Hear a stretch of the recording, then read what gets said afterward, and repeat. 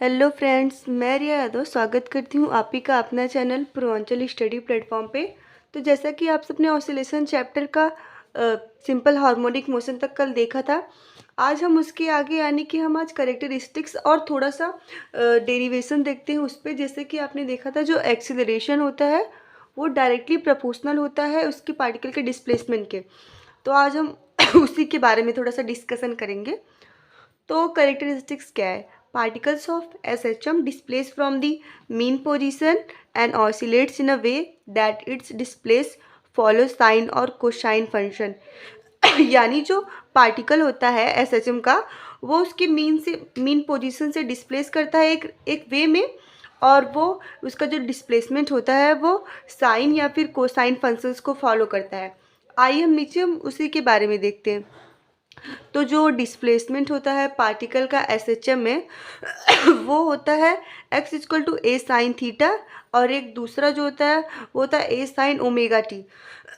तो जैसा कि ग्राफ है जो इसका, वो ये है। तो जैसे इसका एम्पलीट्यूड है ये, और आप जानते हैं कि जो ओमेगा बराबर होता है थीटा अपॉन टी।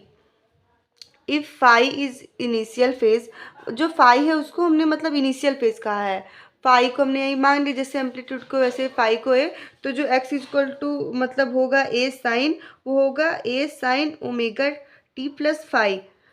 और फिर इस ये तो हो गया हमारा डिस्प्लेसमेंट। अब हम देखते हैं वेलोसिटी पार्टिकल का SHM में। हमें डिस्प्लेसमेंट में देखा, वेलोसिटी में देखते हैं। तो आपने देखा जो EX आया हमारा, वो आया कितना है, x equal to A sine omega t plus phi.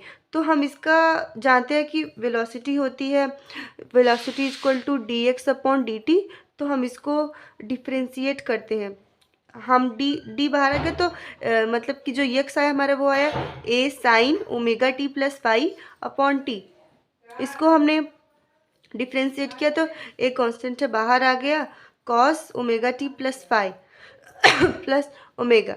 तो जो हमारा v आया वो आया A omega cos omega t plus phi. ये हमारा वेलोसिटी आ गया। अब हमारा एक्सीलरेशन भी आ जाएगा। तो एक्सीलरेशन है पार्टिकल का SHM। तो एक्सीलरेशन इक्वल टू होता है d v upon d t. तो ए इक्वल टू डी, हमारा आपने देखा जो v आया नीचे वो आया A omega cos omega t plus phi upon d t. D t नीचे आ गया और इतना हमारा v आया था। तो हमारा जो a है और ओमेगा है वो बाहर आ जाए, क्योंकि दोनों ही कांस्टेंट है। और हमारा d cos omega t plus five upon d t.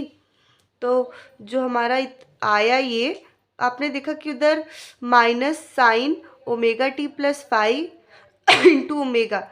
तो ये हो जाएगा, इसका अंदर जब हम करेंगे मल्टीप्लाई तो हो जाएगा minus A omega square sine omega t plus five.